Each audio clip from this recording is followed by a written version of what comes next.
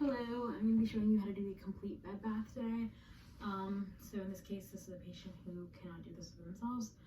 I will be making sure that I check this patient for any redness, any bruising, any dryness, or any skin breakdown from being in the bed as I go. Also during this, range of motion exercises can be done, as well as some of the other skills that we've done. But I will be focusing primarily on the actual bed bath procedure itself. I would start by reviewing what this patient's allowed to do themselves, what they can't do. In this case, I'm going to pretend this patient can't do anything. I would gather any equipment that I need to ahead of time. So that would be like towels, a bedpan, a water basin, towels, a bath blanket, another gown, new sheets if we needed to get those, the cleaning solution that the hospital uses. Those are different by place. Any PPE I'd have to have, anything like lotion for the patient, deodorant, barrier protection cream. We would be able to find water in the actual patient's room. Any laundry bags, have extra washcloths, and extra towels just in case. First things first, I would walk into the room. I would do some proper hand hygiene. I would identify the patient. So I'd ask the patient, what's your name? What's your date of birth? I would raise the bed to a working position. So I'm going to be kneeling instead. Then I would talk to the patient regarding what we're about to do, if there's anything that they would like to be able to do themselves.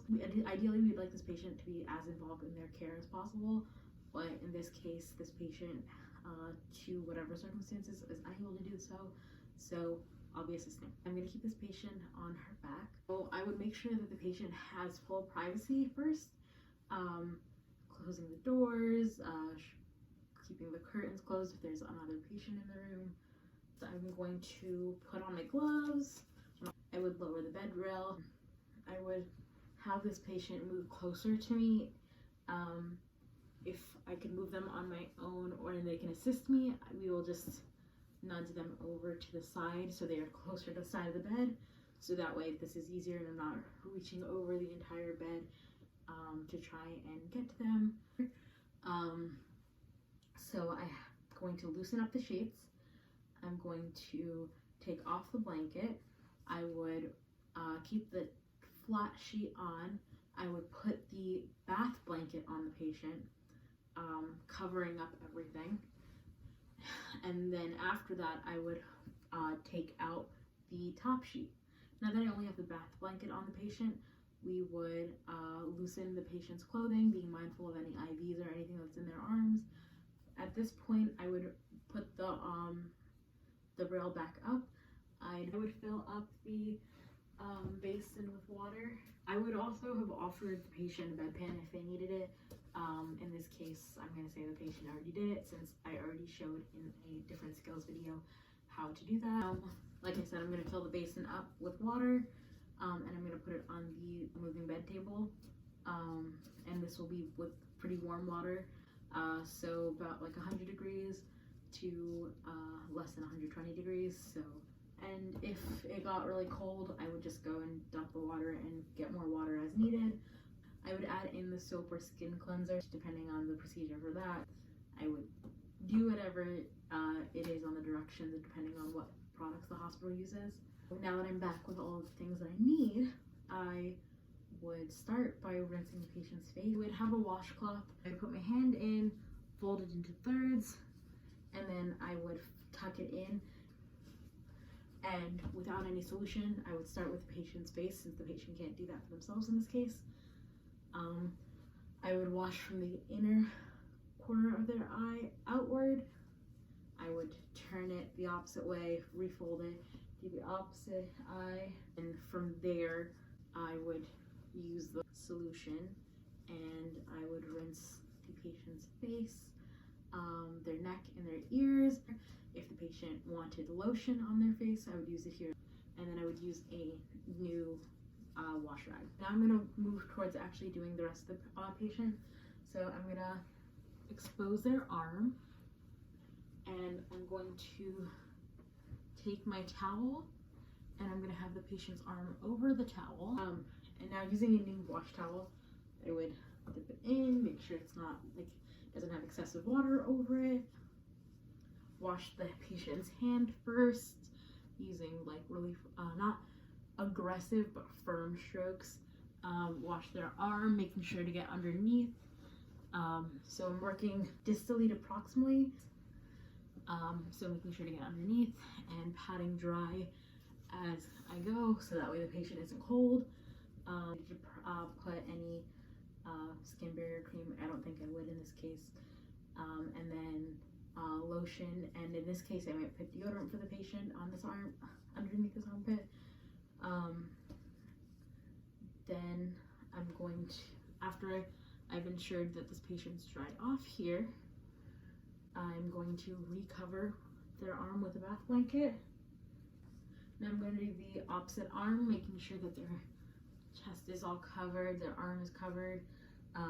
We'd move this towel and cover this patient back up again, and we're on to the next part. Now in this step, put the towel over the patient's chest and then lower the blanket to about their belly button.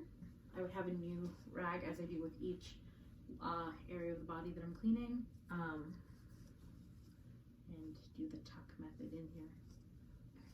So rinse this and clean the patient's chest, making sure I get up like their clavicle area, and like then working down like to the sternum, their chest, etc.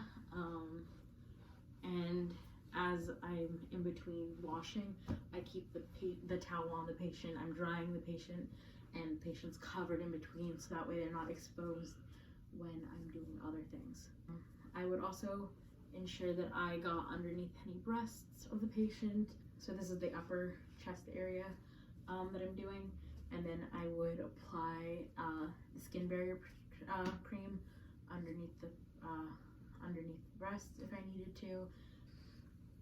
And now I'm gonna lower the blanket even more so that it's covering just the perineal area. So the bath blanket's covering this, and now I can lower the towel to get the lower abdomen, and then I would clean, making sure I get any under folds and anything, and in between, once again, I keep the towel on, dry the patient. And now that this patient is dry here, I'm going to put the bath blanket up again and then remove the towel, so that way they are covered. And I'm gonna move this so I can pretend that these little flaps are the legs. Let's just say this is the rest of the body now. Okay, so chest and arms are covered, and I'm going to expose the far leg, and then I'd be putting the towel underneath it actually first. So towel's here, and then we were also told to move the towel up a bit, so that way even if the patient raises their leg or anything, they are not exposed. And using a new one, I would follow the same procedure as before, washing from the feet upward, making sure I get underneath the leg, underneath the knee, on the opposite side. I would also be drying as I go, and then I would do the foot. Sometimes you would have the patient soak their foot fully. In this case, we're going to say that we don't. I would make sure when I do the foot, I'm using a clean towel itself, because this is a especially dirty area, typically. And I clean the foot pretty thoroughly, making sure I get underneath the foot, in between all of the toes. And like I said earlier, we're making sure we're keeping in mind any skin assessments that we need to be doing as well. I would dry this patient afterward, and then I would cover them back up with a bath blanket, take this new one, towel out. So now that I've gotten the entirety of the patient, except for their prenatal area and their back and their buttocks, I'm going to maybe change this water if it's getting kind of cold. Also, when I'm getting new bath water, I'm going to make sure the side rail is up. Depending on the patient, we might keep them on their side. I'm going to help this patient onto their side. So I'm going to keep the patient's front covered, and then I would put the towel next to them, tucking it in, and I'm going to make sure this patient's pretty covered up, except right now I can see their back, and I'm covering their butt with the bath blanket as well. I would put the towel in. I'd wash their entire back pretty well. With a new one, I would clean their gluteal area and make sure that I check for any skin breakage or any redness in that area as well. After cleaning the buttocks, I would take the gloves off.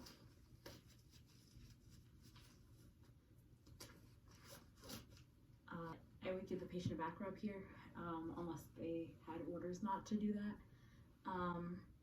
And you can do this without a glove depending on protocols. If there's anything, any breakage or openings in the back, you would put gloves on. Doing this in circular motions, because back rubs would promote circulation throughout the patient. Now I would raise the side rail up. I would put on new gloves and I'd help with prenatal care if that was necessary. Sometimes patients can do that themselves, and they'd rather be sitting up for that. So if that's the case, I would set that up for them by going and doing my hand hygiene, coming back with new gloves, and then helping them to their back. In this case, this patient can't. When I do clean the prenatal area, I'm going to make sure that I go towards the anus. I don't want to bring anything like E. coli to other areas. This would also vary depending on the patient's genitalia. In the case of female genitalia, I would use I would follow partially the hospital. I would follow the hospital protocols if they have something separate, but I would take like a wet wipe if the hospital uses that. I use one for the side of the labia, one for the opposite side, one for right in the middle, and then after that cleaning up to the anus and then the anus. Similarly with a male patient, I would make sure that I never moved from the anus towards the groin, and so I would clean that way. So after that, I would remove my gloves, do new hand hygiene. Here, I would help the patient put on a new gown. I would put back on the flat sheet and the blanket, and I'd remove the bath blanket. I also could do deodorant at the end at this point instead of doing it earlier when I do after doing their arms and the sides. In some cases, the patient might have hair that they want to wash or anyway, or have groomed.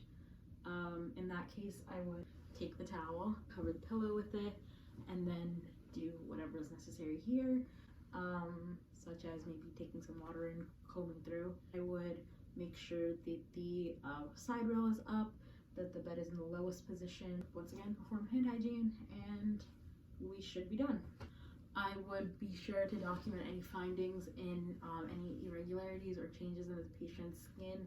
I would also note that the bed bath was given. I would note